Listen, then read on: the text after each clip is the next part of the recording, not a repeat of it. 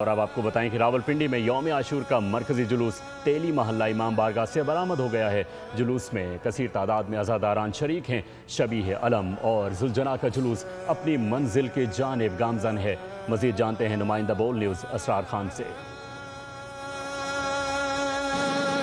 جی بالکل، ملک بھر کی طرح راولپنڈی شہر میں بھی سیدنا حضرت امام حسین رضی اللہ تعالیٰ عنہ کا یوم شہادت آج منایا جا رہا ہے۔ یوم عاشوراء کا جو مرکزی جلوس یہاں راولپنڈی میں امام بارگاہ عاشق حسین تیلی محلے سے برآمد ہو کر یہاں پر کمیٹی چوک پہنچے گا، جہاں تحریک نفاذ فقہ جعفریہ کے رہنما آغا حسین مقدسی کی جانب سے باقاعدہ دعا کرائی جائے گی، جس کے بعد یہ جلوس اپنے روایتی راستوں سے ہوتا ہوا فوارہ چوک راجہ بازار پہنچے گا۔